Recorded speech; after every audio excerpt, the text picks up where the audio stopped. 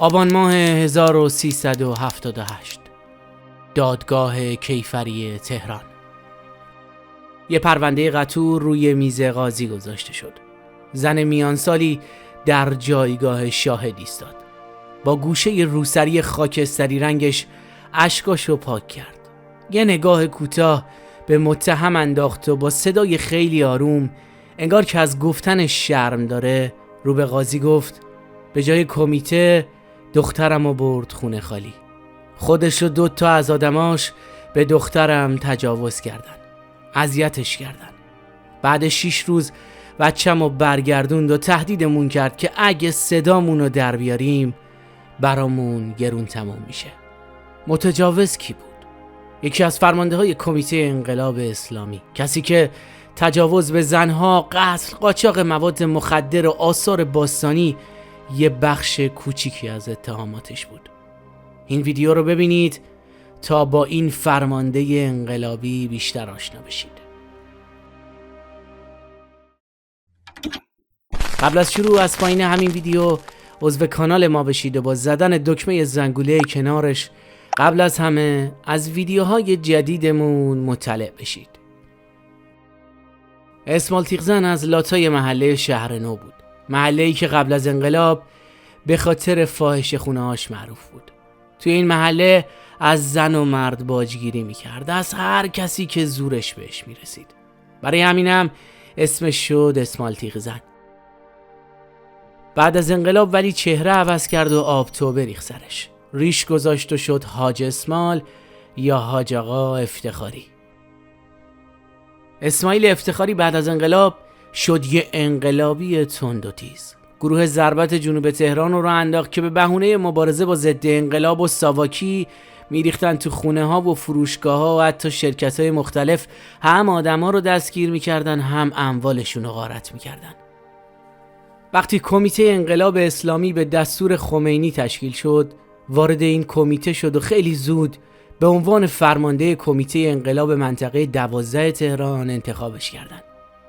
اسمال تیغزن لات جنوب تهران زندگیش یه شبه عوض شده بود. دیگه مجبور نبود از قمارخونه ها و فاحشه خونه ها باجای کوچیک بگیره. این باجها دیگه براش پول خورد بود. از خونه مقامات و کارمندای حکومت قبلی جواهرات و عتیقجات و کلن هر وسیله قیمتی که گیرش می اومد می دزدید. بعضی‌ها ادعا کردن که اسمال تیغزن به زن و دخترای خانواده ساواکیا تجاوز می کرد. شاید نشه این موضوع رو ثابت کرد، ولی اسمال تیغزن 20 سال بعد از انقلاب دقیقاً به جرم تجاوز به چند زن تا پای میز محاکمه کشیده شد. البته تجاوز فقط یکی از اتهاماتش بود. بر اساس کیفرخواست دادسرای تهران، بیشتر اتهامات اسمال تیغزن سوء استفاده از موقعیت شغلی، اقدام به اخاذی، تصرف زمینای مردم تو شمال و حوالی کرج، آدمربایی، آزار و اذیت زنها و دخترها و قتل و تعرض به عنف بود. حتی اسمال تیغزن متهم شده بود به انواع سوء استفاده از عنوان معاون وزارت اطلاعات. اون با تهدید مردم ازشون باجگیری میکرد. پرونده‌های جعلی قضایی برای افراد بیگناه تشکیل میداد تا ازشون اخاذی کنه. گاهی پول، گاهی هم سند خونه و زمینای مردم رو با تهدید و زور از چنگشون در می آورد. پاییز سال 78 که اولین محاکمه اسمال تیغزن بود، یه پرونده قتور 3000 صفحه‌ای روی میز قاضی گذاشته بودن. یکی از دردناکترین بخشای دادگاه ماجرای تجاوزش به یلدا، دختری 16 ساله بود. دم ظهر بوده. یلدا داشته از مدرسه برمیگشته خونه که دقیقاً اینجا، یعنی میدون هفته تیر، ماشین کمیته جلوی پاش وای میسته. فرمانده کمیته از ماشین پیاده میشه. لباس سبز پاسدارا تنش بوده. به یلدا میگه خبر داریم که با ضد انقلاب در ارتباطی. باید برای بازجویی با ما بیای. یلدا هم گیج شده بوده. هنوز نفهمیده بوده که داره چه اتفاقی میفته.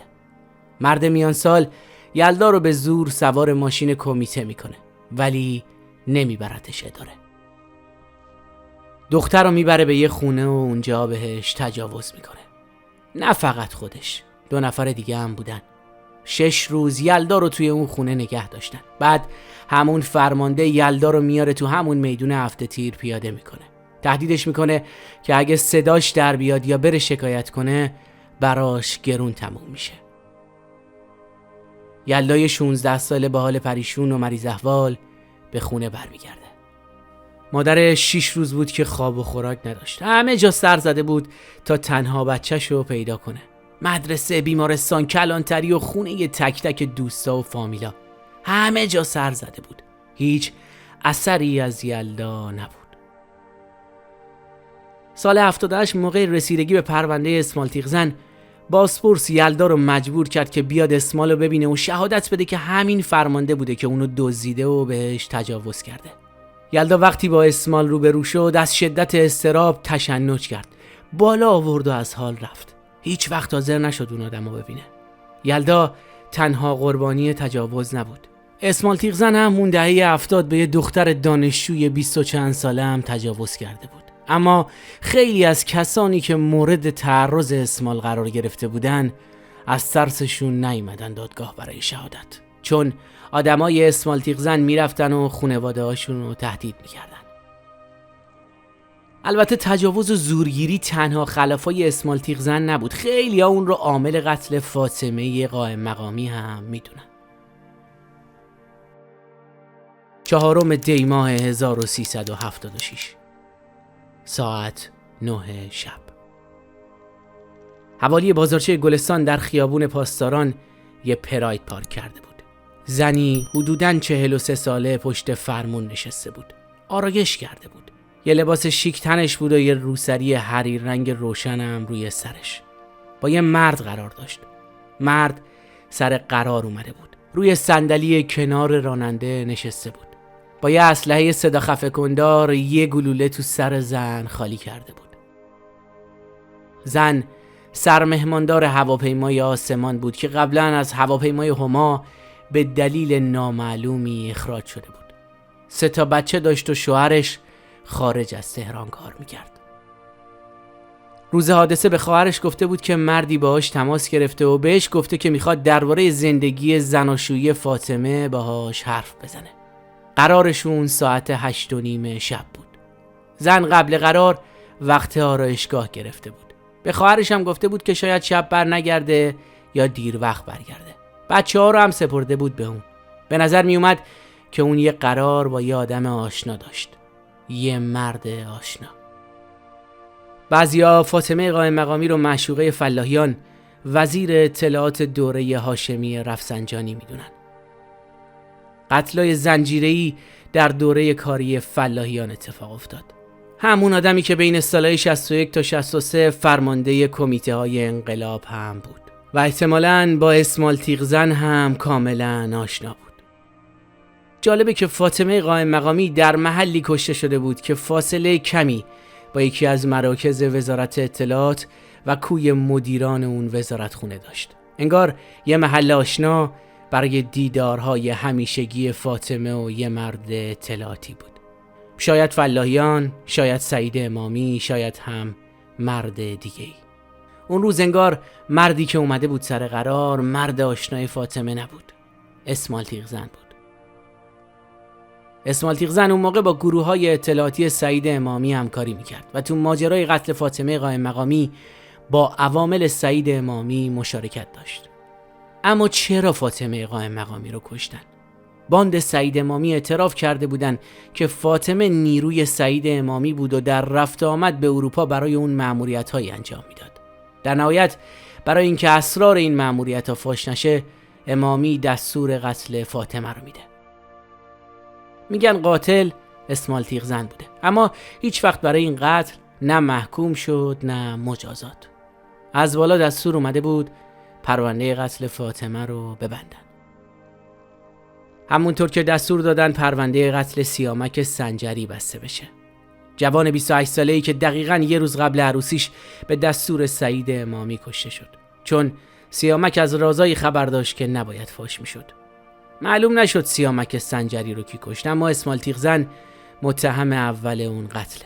هرچند که هیچ وقت نه بازجویی شد برای این قتل نه مجازات، چون شاکی نداشت اصلا. اما پرونده تجاوز به یلدا شاکی خصوصی داشت. یلدا و مادرش از اسمال تیغزن شکایت کرده بودن. ولی سال 80 که دومین دادگاه برای رسیدگی به قسمت دیگه ای از اتهامات اسمالتیقزن تشکیل شده بود، از یلدا و مادرش خبری نبود. محمد بلوری، روزنامه نگاری که در دادگاه‌های اسمالتیقزن حضور داشت، میگه مدتی بعد مادر رنج کشیده یلدا برام تعریف کرد که افراد ناشناسی تهدیدش کردن که دخترت رو میکشیم. اونم از ترس جون دخترش از شکایتش صرف نظر کرده بود. اسمالتیقزن اون موقع حتی از روزنامه‌هام شکایت میکرد که چرا جزئیات دادگاه رو مینویسید، یا میگفت چرا عکس منو منتشر میکنید، یا اصلا چرا به من میگید اسمالتیقزن. خیلی تلاش کرده بود که از این اسم خلاص بشه. حتی یه مدت خودش رو تیمسار احمدی معرفی میکرده. شاید این یه اسم جدید برای باجگیری‌های جدید بوده. باجگیری‌هایی که به قیمت جون آدم‌ها تموم میشد. مثلا تو دادگاه زن جوونی ازش به جرم قتل شوهر و بچه‌اش شکایت کرده بود. اتفاق سال 70 افتاده بود. زن میگفت اسماعیل میخواست به زور زمین شوهرم رو تصاحب کنه. یه قطعه زمین توی شمال. شوهرم مخالفت کرد و اون تصمیم گرفت از ما انتقام بگیره. یه شب من و شوهرم از مهمونی به خونه برگشته بودیم که دیدیم برق قطع شده. شوهرم رفت زیر زمین تا کنتور برق رو چک کنه. به محض زدن کلید برق خونمون آتیش گرفت. من و شوهرم دچار سوختگی شدیدی شدیم. من با 65% سوختگی جنینی رو که توی شکم داشتم سقط کردم و شوهرم هم جونشو از دست داد. کارشناسای شرکت گاز تشخیص دادن که بازگذاشتن عمدی گاز باعث انفجار شده. بعد یه مدت یکی از همدستای سابق اسماعیل افتخاری بهم زنگ زد و گفت که اسماعیل افتخاری یکی از عواملشو فرستاده بوده خونه ما تا شیر گاز رو توی زیرزمین دستکاری کنه. کشتن صاحب یه مغازه چلو کبابی یکی دیگه از اتهاماتش بود. دنبال این بود که مغازه رو به زور از چنگش در بیاره. مرد رو بسته بود به یه ستون آهنی. برق رو بس کرده بود به ستون و مرد هم دچار برق گرفتگی شده بود و مرده بود. همه اینا اتهامات ریز اسمالتیقزن بود. چون تو دادگاه دوم علاوه بر زورگیری و استفاده غیرقانونی از اسلحه و تجاوز و قتل، به اتهام جاسوسی و ترانزیت مواد مخدر هم محاکمه شد. رسیدگی به پرونده سنگین اسمالتیقزن چند روز طول کشید و نهایتاً محکوم شد به 10 سال حبس که فقط 8 سالش اجرا شد و توی سال 8 به دلیل خوشرفتاری از زندان آزاد شد. شایدم خوشخدمتی. چون میگن که اسمالتیقزن در زندان با حمایت بالادستی‌ها زندانیای سیاسی رو اذیت میکرده. مهمترینشون ناصر زرفشان وکیل خانواده قربانیان قتل‌های زنجیره‌ای بود که اسمالتیقزن یا اسمالتیق کش بهش حمله کرده بود و کتکش زده بود و با چاقو زخمیش کرده بود. میگن اسمالتیقزن وظیفه داشت که دانشجوها و فعالای سیاسی جوان رو در زندان معتاد کنه. وقتی حبسش تموم شد و اومد بیرون یه پیرمرد 66 ساله بود. 3-4 تا کشتی باری خرید. حتی میگن یه شرکت حمل و نقل دریایی هم ثبت کرد. میگن از اون کشتی‌ها برای قاچاق مواد مخدر و ارسال محموله‌های نظامی و حتی قاچاق آثار باستانی استفاده میکرد. اسمالتیقزن قبل و بعد انقلاب یه آدم شرور و لات بود که باجگیری حرفه اصلیش بود. فقط بعد انقلاب زیر سایه امن حکومت لقمش درشتر شد و توی سازمان‌های اساسی مثل سازمان دخانیات، بنیاد مستضعفان، وزارت اطلاعات و حتی دادگاه انقلاب مشغول به کار شد. جذب اراذل و اوباش در حکومت جمهوری اسلامی محدود به اسمالتیقزن نمیشه. سال 88 اوباش رو به کار گرفتن تا مردم معترض رو تو خیابونا کتک بزنن و دستگیرشون کنن. کاری که توی اعتراضات سال 98 و 1401 هم انجام دادن.